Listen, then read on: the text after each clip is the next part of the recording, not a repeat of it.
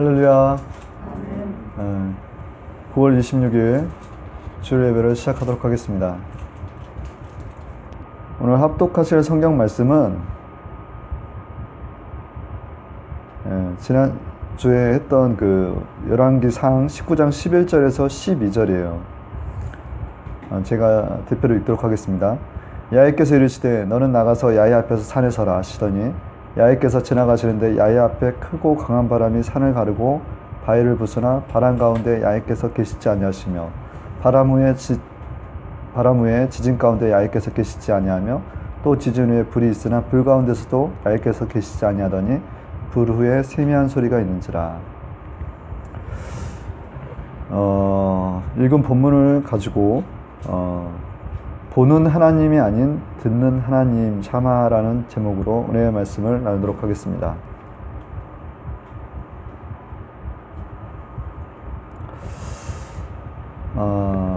지난주에 제가 그 행복 초대지를 이렇게 제가 잠깐 이렇게 본 적이 있었는데,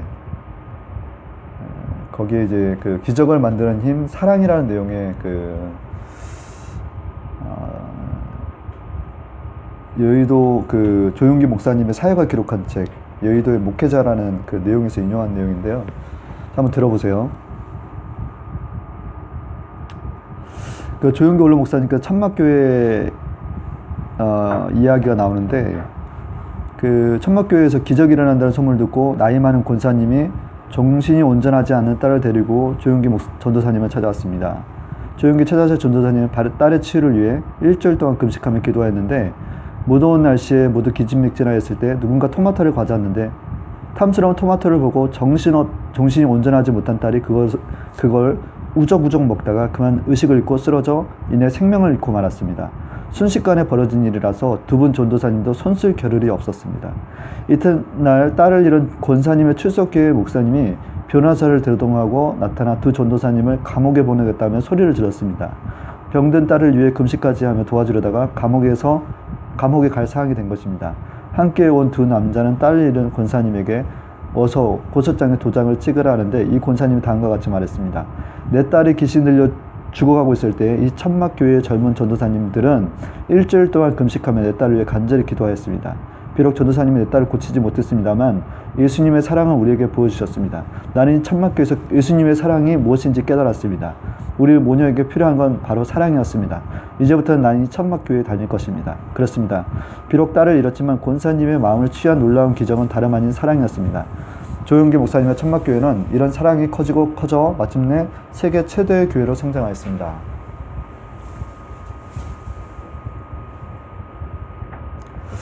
올로 목사님은 처음에 천막교회에서 사역을 하셨을 때 인류를 구원하고자 세계의 어떤 평화를 구현하고자 시작한 게 아니라는 거예요. 한 영혼을 바라보고 한 사람을 살리기 위해 힘쓰다 보니 어느 순간에 여의도 순복음 교회가 세워져 있더라는 거죠.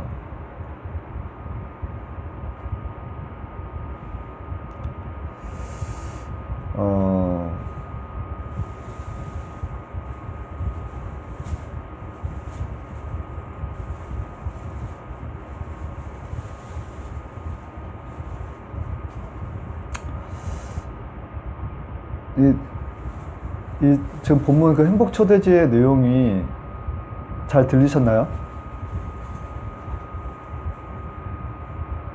어떤 의미로 이렇게 어떤 마음으로 다가왔는지를 생각을 좀 해보세요.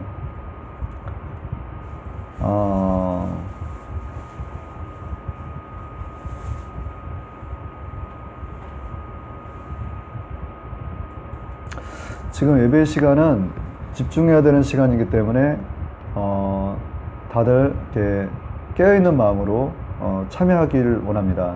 예배는 생명과 같아요, 우리한테. 무슨 말씀인지 알겠죠? 경건하게 예배에 참여해야 됩니다. 이 시간에 만약에 졸거나 이 시간을 그냥 헛되이 보내버리면 그건 하나님을 대하는 마음이 그와 같은 거예요.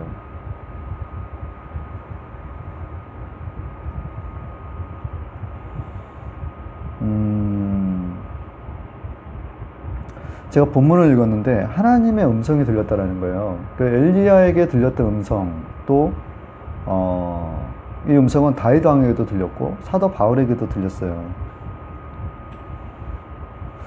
하나님의 음성은 세미하지만 우리에게 분명하게 들리는 것입니다.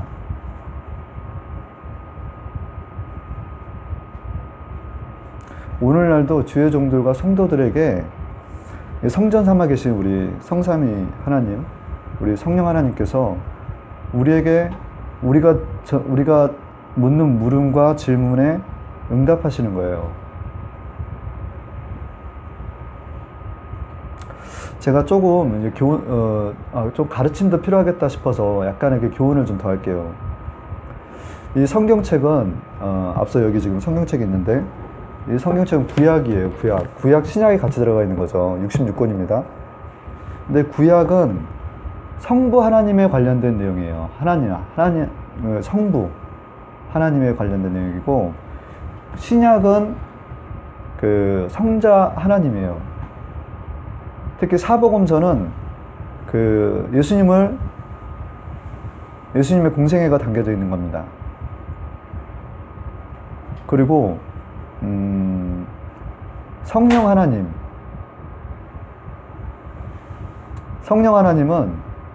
교회의 시대를 얘기를 하는 겁니다. 이해가 되시나요? 지금 오늘날 시대가 어떤 시대일까요, 그러면?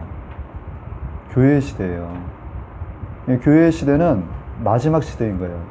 성령이 강림하면서부터 사도행전의 초대교회가 생기는 거예요.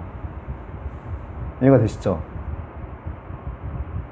그러면 에클레시아는 뭐냐? 에클레시아는 교회라는 그리스 동요예요. 믿는 자들이 모여있다라는 거예요. 이게 교회라는 겁니다. 근데 잘 보세요. 우리가 각자가 사실 교회예요. 자, 좀 들어보세요.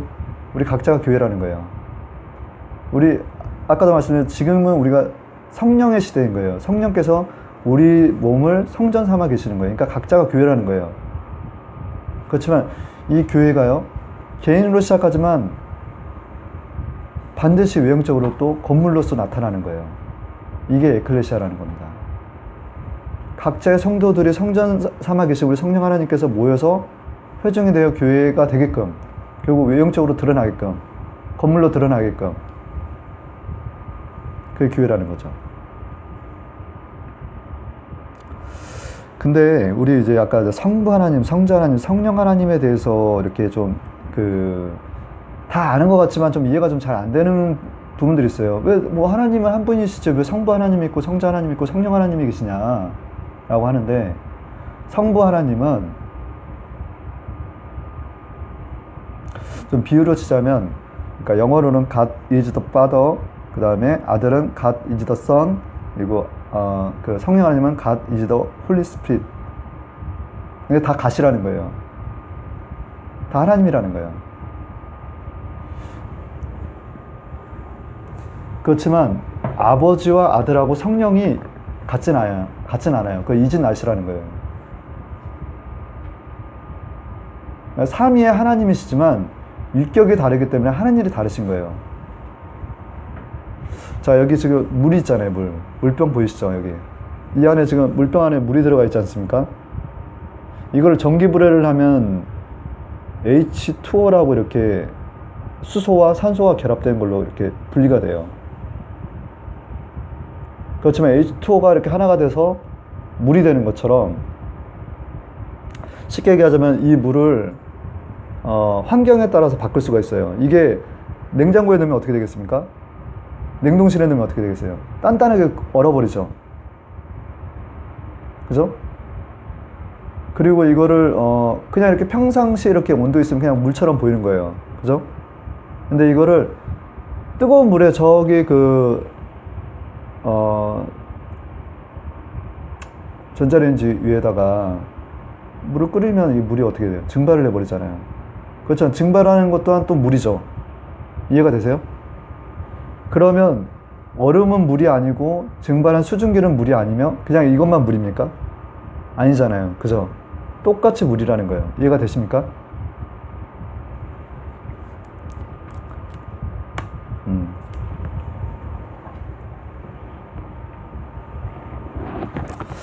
제가 이제 지난주에 이렇게 가만히 생각을 해보니까 어떤 생각이 드냐면, 이건 개인적으로는 어떤 묵상이었어요. 우리 그리스도인들 있지 않습니까? 그리스도인들이 악인의 불의한 것들을 불허할 필요가 없다라는 거예요. 그러니까 뭐냐면, 불의한 자, 악인과 불의한 자들이 형통한 것을 불허할 필요가 없다. 우리 주변에서 보면 그렇잖아요. 예수님 잘 믿는데 뭐 고난이 없는 것도 아니고 끊임없이 이렇게 환난 가운데서 뭔가 주님만을 바라보고 사는데 악인들이 꽤 잘 살더라는 거예요. 근데 우리 불허할 필요가 없다라는 거예요. 그 끝은 멸망이라는 겁니다. 굳이 꼭 얘기를 하자면, 하나님의 참아들과 징계가 없으면 징계는 다 있는 것이거든, 없으면 사생자여 하나님의 참아들이 아니라는 거예요.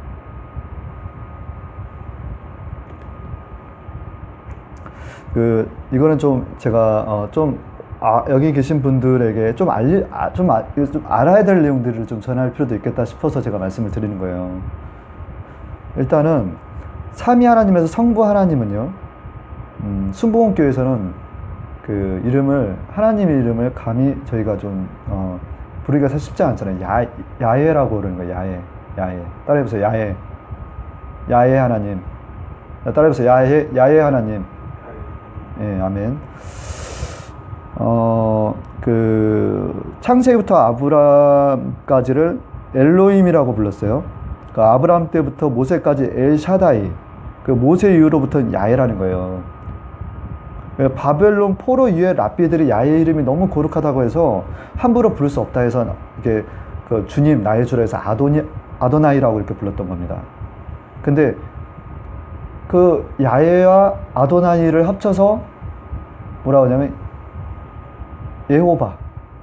여호와라고 불렀던 거예요. 우리 할렐루야 하지 않습니까? 할렐루가 뭐냐면 찬양하다 동사예요. 야는 야훼에서 야라는 거예요. 그래서 하나님을 찬양하라는 뜻에서 하나님을 찬양하라는 게 할렐루야라고 한 겁니다. 근데 아까 말씀드렸던 것처럼 우리 여의도 순복음교회 기독교 대한 하나님의 성회는 야훼 하나님이라고 하는 거예요. 야훼 하나님. 성경에 기록된 대로 야훼 하나님이라고 부르는 겁니다. 그래서 성경을 읽는데 야훼라고 할 때 야훼는 뭐지? 라는 생각도 이렇게 여호와는 알겠는데 야훼라는 하나님은 이렇게 익숙치가 않은 분들에게 제가 순복음 쪽에서의 어떤 야훼 하나님의 근원적인 부분을 제가 이제 말씀을 좀 드려야 되겠더라고요. 그래서 그 부분 제가 좀 함께 말씀드릴게요.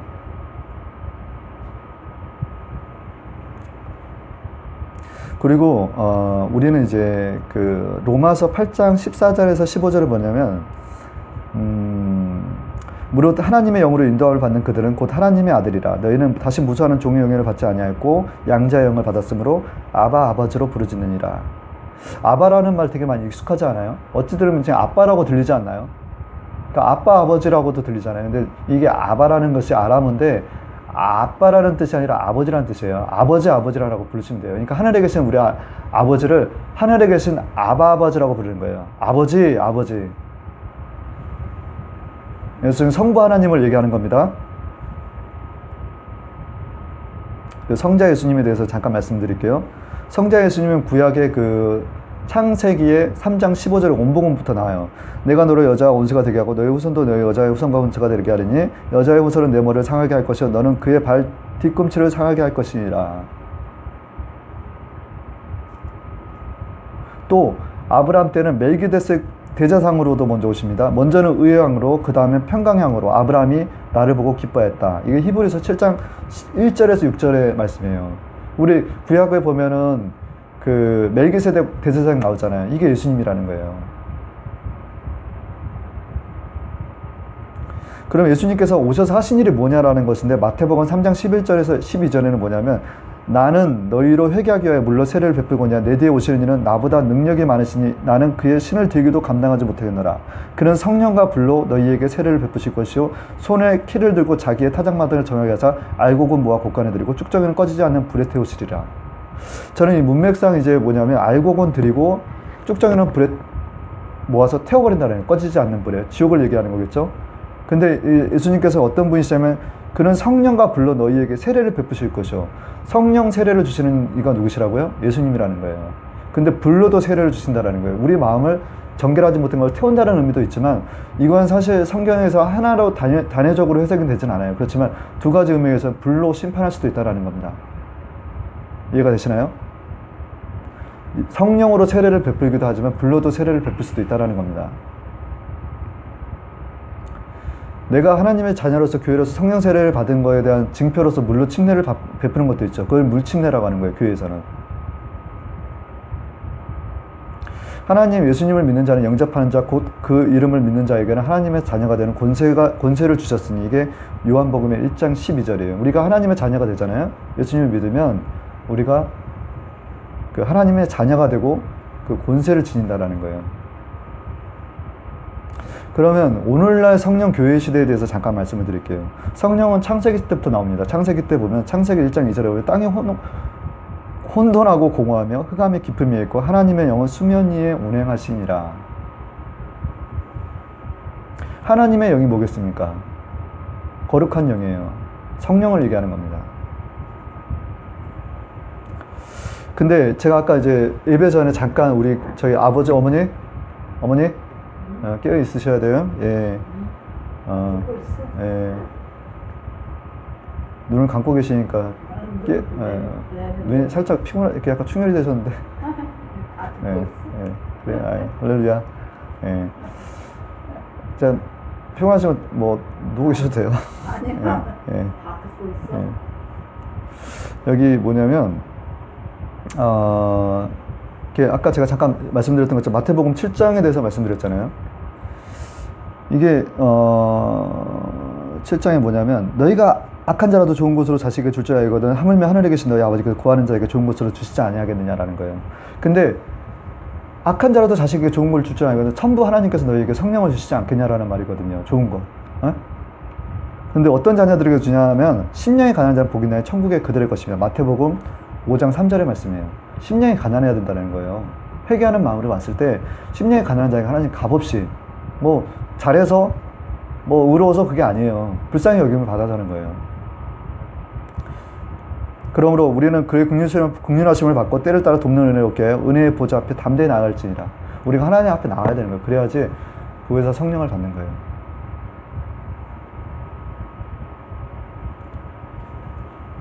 근데 이렇게 성령을 받잖아요. 우리 좀 착각하는 게 있어요. 성령을 받으면 성령을 해방하거나 거역하면 사하심이 없어요. 그러므로 내가 너희에게 이르노니 사람의 모든 죄 해방은 사하심은 어때? 성령을 해방하는 것은 사하심을 얻지 못하겠고 또 누구든지 말로 인자를 거역하면 사하심은 어때? 누구든지 말로 거역을 하면 성령을 거역하면 이 세상과 옳은 세상에서 사하심을 얻지 못하리라. 마태복음 12장 31절에서 32절. 성령을 거신 자는 사함이 없습니다. 한번 비침을 얻고 내세의 능력을 맛보고 타락한 자들은 다시 새롭게 회개할 수 없나니 하나님의 아들을 다시 십자가에 못 박아 현저히 욕을 보임이라. 이게 히브리서 6장 4절에서 6절이에요. 하나님께 비침을 받아요. 내가 내세의 능력을 맛봐. 근데 내가 타락을 해. 그러면 이것은 성령을 욕되게 함으로 말미암아 하나님의 아들, 다시 회개할 기회가 없다는 거야. 하나님의 아들을 예수님 십자가에 다시 못 박는 행위라는 겁니다. 그러면 이렇게 성부, 성자, 성령, 삼위 하나님에 대해서 제가 말씀을 드렸는데 피조물이에요. 사단 마귀도 이 땅에 있다라는 거예요. 타락천사 3분의 1을 끄고 루시퍼가 계명성이 이 땅에 온 겁니다. 너 아침의 아들 계명성이요. 이사야 14장 12절에서 20절 정확히 나와 있고요. 이 사단 마귀 귀신도 영적 존재로서 영적인 능력이 있어요. 그래서 근데 이들이 하는 것들이 무엇이냐? 이 땅 가운데서 저급한 신들 역할을 하더라는 거예요. 각종 신상과 우상에 들어가서 그 왕노릇하고 있다는 거예요. 김정은 동상 있지 않습니까? 북한 땅에는. 네? 거기에는 그 동상하는 그 귀신, 사단마귀 귀신이 지금 그 북한 주민들을 완전히 종노릇하게끔 만든 거예요. 다음 기회에 제가 한번 말씀을 좀 드릴게요. 북한에서 지금 일어나는 일들이 이 남한에서 기도하는 것이 얼마나 크게 역사하는지에 대해서 김북한 목사님이라고 저희 탈북한 목사님께서 증언하신 게 있어요.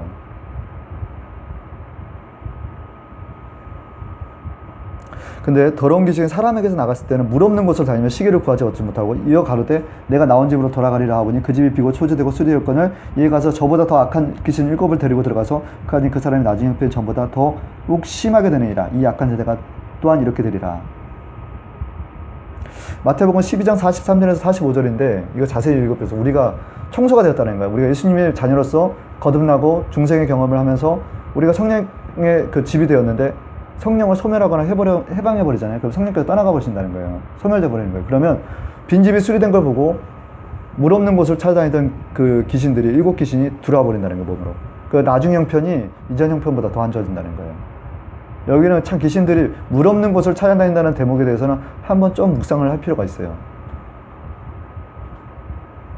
이 부분은 제가 좀 할 얘기가 있는데 잘못 해석한 제 판단으로는 귀신과 물은 상극이에요.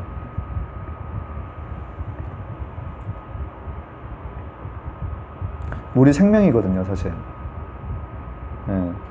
우리가 샤워를 하다가도 이렇게 물로 샤워를 하면요, 막 지저분한 생각이 있다가도 싹 사라져버리는 경우가 많을 거예요. 물침례도 그런 거거든요. 그냥 참고하시라는 거예요. 오늘날 교회 시대, 여기서 이제 본문인데, 제가 이렇게 좀 장황하게 말씀드린 것은 성부 하나님, 성자 하나님, 성령 하나님의 시대에 그 삼위 하나님이 어떤 하나님이신지, 그리고 피조물인 그 사단마귀 귀신의 정체가 무엇인지, 이걸 좀 알아야 된다는 거예요. 알고서 듣는 게 더 유익하지 않습니까? 야훼 하나님이 왜 야훼 하나님인지 알아야 된다는 거예요.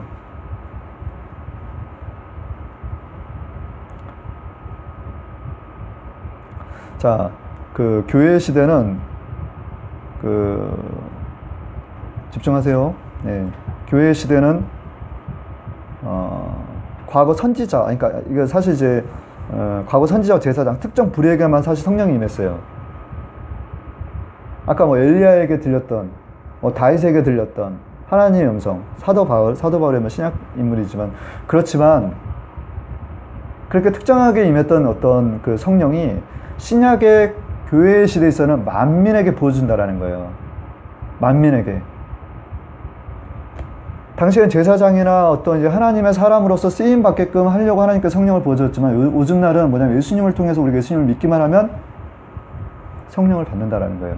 그 성령을 받으면 아주 다른 차원의 사람들이 되는 거예요. 하나님의 아들 권세를 준다라는 거예요. 하나님의 자녀라고 그 이름을 믿는 자, 영접하는 자는 하나님의 자녀가 되는 권세를 줬다고 했잖아요. 성경 말씀을 찾아보면 요엘서 2장 28절에 내가 내 영을 만민에게 부어주니 너희 자녀들의 장래일을 말할 것이며 너희 늙은이는 꿈을 꾸며 젊은이는 이상을 볼 것이며.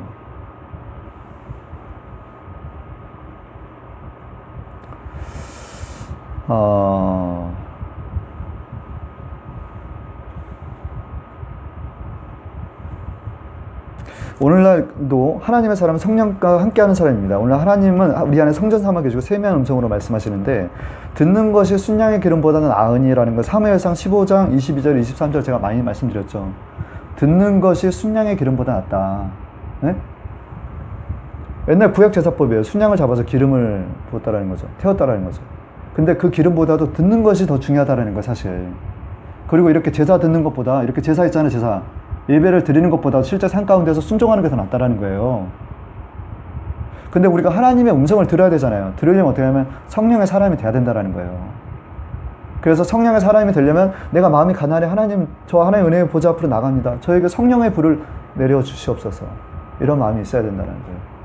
그 성령을 내가 모시고 내가 성전 삼아 돼 있으면 하나님과 인격적으로 만나는 거예요. 하나님의 음성이 들린다고 생각을 해보세요. 내가 하나님이 보이지 않는데 하나님의 음성이 들린다는 것처럼 얼마나 하나님의 뜻이 정확하게 분명한지 아는 그런 기회가 어디 있겠습니까? 그러니까 하나님의 음성을 들으셔야 된다는 거예요, 여러분들은. 그게 하나님의 뜻을 이렇게 듣다 보면요, 참 희한한 건 내 뜻과 다를 때가 많다라는 거예요. 내 계획과 다를 때가 많다라는 거예요. 그렇지만 순종할 때요, 하나님께 놀라운 일들을 만들어 가시는 거예요. 그 내용을 제가 말씀을 드릴게요.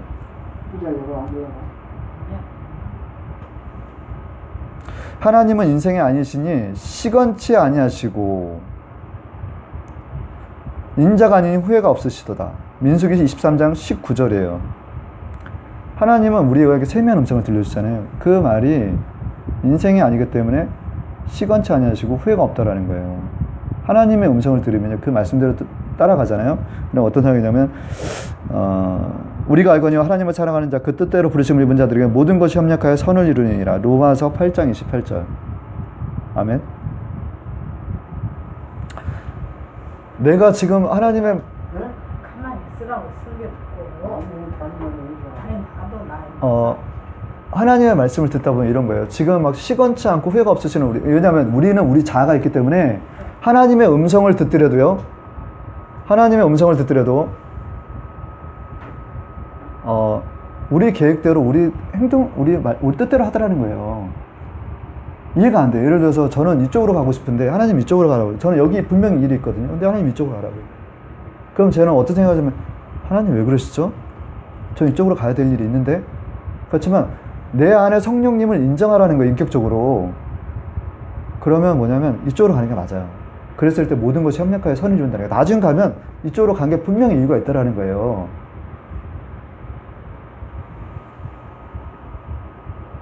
그래서 후회가 없고 실수가 없다라는 겁니다. 하나님의 말씀은.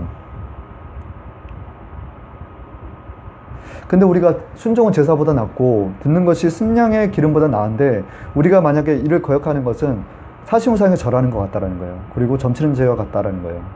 그러니까 하나님의 말씀을 들었는데 내가 막 물었어요. 사실 저는 많이 묻기도 해요. 듣기도 하고. 근데 묻고 듣고 행동을 다른 대로 하는 이거는 점치는 것 같다라는 거예요. 사시무상에 절하는 것 같다는 거죠. 이방신 섬기는 것처럼 점치는 것 같이. 이게 죄라는 겁니다.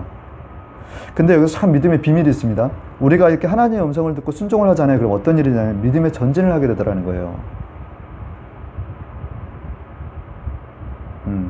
자, 이 부분은 이제 제가 좀 연이어서 이해할게요. 첫 번째, 이렇게 하나님의 음성을 듣고 나가는 저희들이 돼야 되는데, 이 첫 번째 우리가 뭐냐, 범사에 성령님을 인정해야 된다라는 걸 제가 일단, 대주로 잡을게요. 여기서 예를 들자면, 다이당이 되었다는 소식을 듣고 르바임 골짜기에서 블레셋들이 쳐들어오는 그 구절이 역대상 14장 8절에서 11절에 나오는데, 다윗은 물어요. 블레셋이 쳐들어오니까. 전쟁 나기 전에. 근데 뭐라고 하냐면, 하나님 어떻게 제가 블레셋 쳐들어오는데 어떻게 할까요? 묻는 거예요. 그럼 뭐냐면, 뽕나무 꼭대기에서 행군하는 발자국 소리가 들리거든 주께서 저들을 내 손에 넘기시겠나이까? 들리거든. 발자국 소리가 들리거든. 주께서 저들을 내 손에 넘겨주시겠나 물으셨더니 하나님께서 그의 반응으로 물을 쳐서 흩어버리시듯이 내 손으로 내 대적을 쳐서 흩으셨나이다. 이게 그러니까 좀 다시 정리를 하자면 그 블레셋 그 진영의 군대들이 이렇게 내려올 때 뽕나무 꼭대기에서 흔들리는 소리를 발자국 소리가 듣거든 그때 공격하라는 거였어요. 그러니까 다윗은 물은 거예요. 하나님 저 블레셋 진영을 어떻게 할까요? 할 때 너 뽕나무 꼭대기에서 나뭇가지 흔들리는 소리 발자국 소리 들릴 때 너 그때 쳐. 이게 상식적으로 이해가 돼요? 근데 다윗은 하나님을 물었단 말이에요. 그랬더니 그들을 어떻게 흩으냐면 물을 쳐서 흩어버리듯이 내 손으로 내 대적을 쳐서 흩으셨나이다. 이 말이에요. 그러니까 하나님의 음성에 내가 반응해서 듣고 행동을 하면 하나님께서는 일하시더라는 거예요. 그리고 두 번째는 사도 바울 얘기인데 사도 바울은 비두기아에서 2차 전도 여행 때 마케도니아로 가려는 환상을 봅니다. 흑해를 지나가는 먼 길이 우에도로 같은 곳, 마케도니아로 가라는 음성을 듣는데 사실 이제 흑해를 지나가야 되는 거예요. 마케도니아로 가면 유럽으로 가려면. 근데 이제 직진 코스하는 소아시아로 가면 빠른 건데 내 생각은 소아시아로 가는 게 맞아요. 왜냐하면 바울도 아시아인이었기 때문에 복음 전하기 좋은 곳으로 왔는데 하나님은 유럽으로 가라는 거예요. 그 환상을 보였던 거예요. 사도 바울은 순종했다라는 거예요. 그랬더니 유럽에 엄청난 하나님의 부흥의 역사가 임한 것입니다. 그게 이제 사도행전 16장 6절에서 10절에 나온 내용이고요.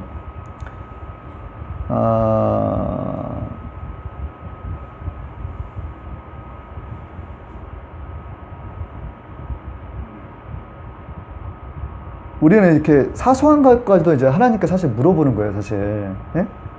우리가 이제, 예를 들어서 오늘 식사를 가더라도, 아버지, 어머니, 형과 이렇게 아내와 예은이를 데리고 어떤 음식을 할까? 우리가 먹고 싶어 하는 식당에 만약에 A 식당이라고 하는데, 아니, B 식당으로 하면 B 식당을 가는 거예요, 사실. 그렇게 사소한 것까지도 물어보라는 거야, 하나님과. 예? 그렇게 하다 보면 내가 순종을 하잖아. 나는 근데, 오늘 순댓국 먹고 싶은데 하나님께서 저기, 여기 막국수집 가라는 거예요. 나는 분명 순대 먹고 싶은데 근데 하나님의 가면 분명히 이유가 있는 거예요. 사실 어머니 아버지가 저한테는 제가 순댓국 먹자고 제안을 했지만 사실 막국수 드시고 싶었던 마음이 있었던 것까지 헤아리신 거예요. 형이랑 마찬가지로. 근데 우리가 이렇게 하나님의 자꾸 묻고 듣고 하는 연습을 하지 않으면 우리가 하나님의 이렇게 좀 흐트러져요. 사실 우리가 우리가 자아대로 살더라는 거예요. 제 뜻대로. 근데 이렇게 범사에 늘 인정을 하면서 하나님이 우리 성령 하나님, 삼위의 하나님이잖아요. 그 하나님이에요. 하나님이 우리 안에 계신 거예요. 그 하나님을 인정을 하고 우리가 하나님께 묻고 듣고 순종할 때 이게 4차원 영성인 거예요, 사실. 순종이 제사보다 낫다. 내가 하나님의 음성을 듣고 순종을 하면요, 하나님께서 반드시 꿈을 주십니다. 그 꿈을 가지고 나가잖아요. 근데 꿈이 희한해. 해석을 해주게끔 하고 믿음을 막 크게끔 해주는 거예요. 요셉이 12별 집단이 이렇게 절하는 걸 보면서 그 꿈을 붙잡고 애굽의 국무총리가 되잖아요. 그 감옥살이 15년을 버티고. 그 꿈이 잊혀지지가 않는 거예요. 근데 믿음을 전진을 하는 자들에게는 하나님께서 반드시 하나님이 주시는 꿈을 주시는 거예요. 그 꿈이 믿음과 연결되더라는 거예요. 절대 흔들리지가 않아요. 그리고 그 믿음을 가지고 있으니 뭐냐면 내 생각이 계속 주장하는 바가 긍정의 나는 감옥에 있지만 나는 국무총리가 될 사람이야 라는 마음을 가지고 긍정의 고백들을 하더라는 거예요. 하나님 앞에 하나님을 그 코람테오 신앙 있잖아요. 하나님 앞에 서 있는 사람처럼 행동하더라는 거예요. 그리고 내 말이 달라지더라는 거예요. 작은 혀나 큰 일을 하는 것이 우리 혀입니다. 혀 쓰기를 잘하라. 생사복이 이에 있다라고 하지 않습니까? 작은 지체나 불과 같다는 거예요. 불 태워버린다는 거예요. 그 온몸을 그러니까 혀의 재갈을 물릴 줄 아는 자는 온몸을 굴려 씌운 것 같다라는 거예요. 근데 혀에는 굉장한 이력이 있어요, 우리 말이. 그래서 살리는 말을 해야 된다는 거예요. 근데 그게 뭐냐면 우리가 아까도 세미한 음성을 듣고 순종하고 나아갈 때 하나님께서 꿈을 주시고 그 꿈을 두고 믿음과 생각이 움직이면서 말 또한 바뀌어버리더라는 거예요. 그리고 이 4차원의 영성으로 3차원의 여러 가지 부정적인 환경과 여러 가지 문제들 있는 사람들을 변화시키더라는 거예요. 그렇지만 하나님의 말씀을 자꾸 우리가 묻는데 반대적인 어떤 행동을 하지 않습니까? 하나님이 인격적인 하나님이라 그 다음부터는 세미한 음성이 안 들려요. 물어도 대답을 안 하시고 자꾸 내 생각이 올라오는 것 같고 또 다른 또 사단 마귀도 우리한테 음성을 들려줄 때가 있는 거예요. 그 음성이 들릴 때도 있는 거예요. 그리고 우리가 이제 사실 이 내용을 하는 거는 뭐냐면 영적 전쟁에 나갈 때 우리가 범사의 성령님을 인정하고 나가자는 얘기로 제가 먼저 말씀을 드린 거고, 두 번째는 뭐냐면 내 진영을 깨끗하게 해야 된다는 거예요. 내 진영. 신명기 23장에서 9절에서 13절에 보면 내가 대적을 치러 출전할 때는 모든 악한 일을 스스로 삼갈지니 너희 중에 누가 밤에 몽설함으로 부정한 거든 진 밖으로 나가고 진 안에 들어오지 아니하다가 해질 때에 목욕하고 해진 후에 진에 들어올 것이요 너희 진 밖에 변소를 베푸고 그리로 나가되 너희 기구에 작은 삽을 더하여 밖에 나가서 대변을 통할 때에 그것으로 땅을 팰 것이요 몸을 돌이켜 그 배설물을 덮을지니. 몽설한 자는 밖으로 나가서 진 밖에서 부정한 몸을 깨끗할 때까지 있다가 머물고 되고, 내가 막 진짜 막 볼 일이 급해요. 에? 우리 식사하고 하면 우리 볼일 보잖아요. 그걸 진영 밖에서 볼 일을 보고 땅에 묻어버리라는 거예요. 그만큼 깨끗하게 진영을 깨끗하게 하는 거예요. 그러면 우리 영적 전쟁을 나가요. 우리 영적 전쟁이라는 건 뭐겠어요? 우리 산 가운데의 영적 전쟁이에요. 우리가 마주하고 있는 세상의 모든 악과의 싸움이 영적 전쟁이에요. 근데 내가 부정해. 내가 막 깨끗하지가 않아. 내 삶이 거룩하지가 않아. 내가 정결하지가 않아. 세상과 타협했어. 그러면 우리 안에 성령님께서 역사하지 않는 거예요. 그래서 살리는 것은 영이니 육은 무익하니라 라는 구절이 다음 장에 나옵니다. 때론 하나님의 사람 영적 지도자의 말을 따라야 된다. 죄송합니다. 제가 이거는 이제 마지막 자리에 그거는 말씀드릴게요. 때론 하나님의 사람 영적 지도자의 말을 따라야 된다라는 걸로 영적 전쟁의 세 번째 대지를 말씀을 드릴게요.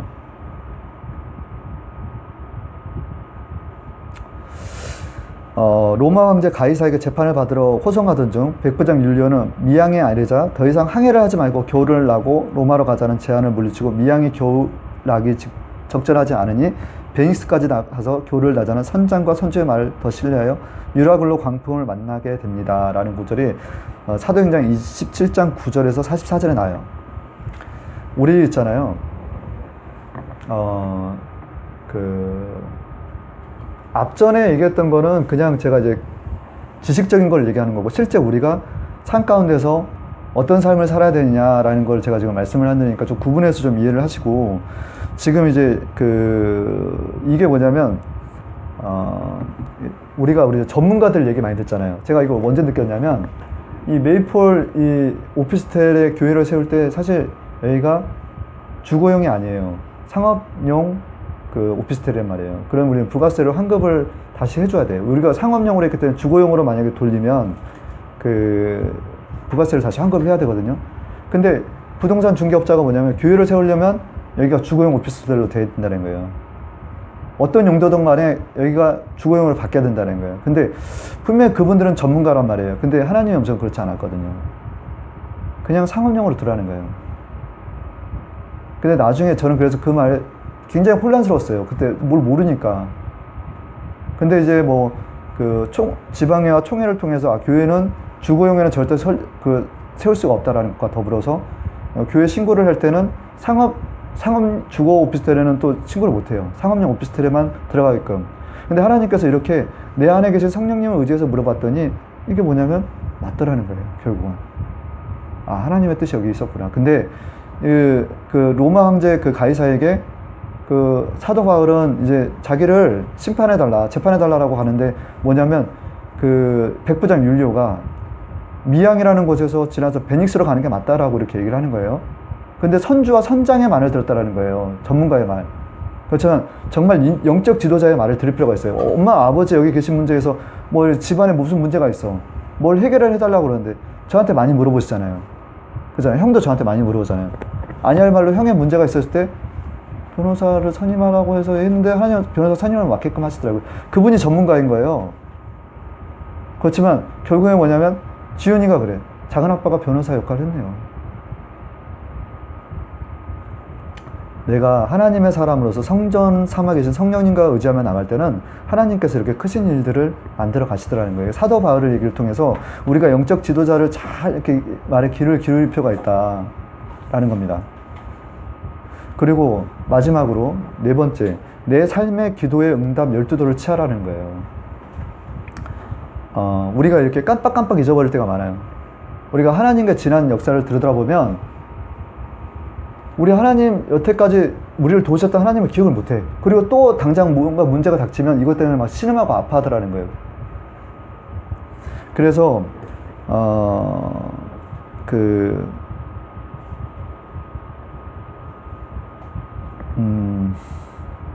여호수아 4장 3절과 9절에는 뭐냐면 굳게 선 그곳에서 돌 12를 택하여 그것을 가져다가 오늘 밤 너희 유속과 그곳에 두게 하라 하시니라.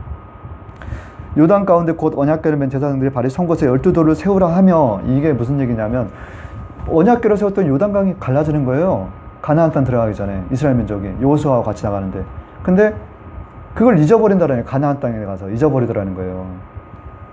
지금 제가 왜 아까 잠깐 설교 전에, 예배 전에 제가 했던 얘기가 있잖아요. 한 예시를 들었는데 하나님께서 그런 기적과 이사를 일으키시더라는 거예요. 이거는 내 마음의 색이라는 거예요.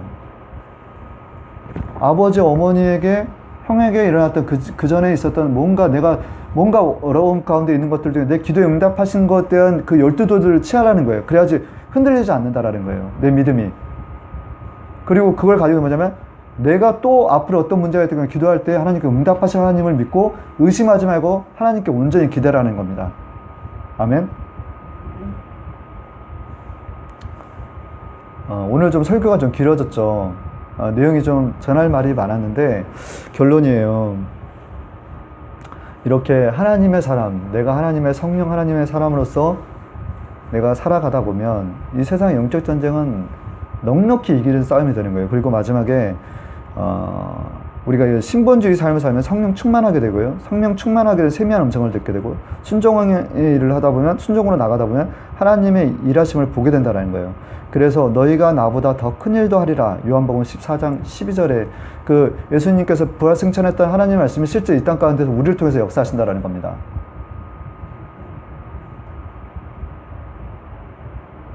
예수님과 우리의 차이는 예수님은 원죄가 없으시고 자범죄가 없으세요. 왜냐하면 성령으로 잉태하셨고 율법을 다 이루셨기 때문에. 그렇지만 우리는 뭐냐면 그렇지만 예수님은 성령과 동행하셨어요. 성령이 비둘기같이 임함으로 말미암아 공생활이 시작된 거예요. 우리도 똑같아요. 육체 가운데 있는데 성령님이 계시죠. 그렇지만 우리는 원죄가 있고 날마다 있는 자범죄가 있는 거예요. 그래서 우리의 속사람이 날로 새로워지면요, 예수님께서 하셨던 말씀과 같이 너희가 나보다 더 큰 일도 한다라는 말이 참말인 거라는 거예요. 이것으로 9월 26일 주일 설교를 마치도록 하겠습니다. 잠시 기도하겠습니다.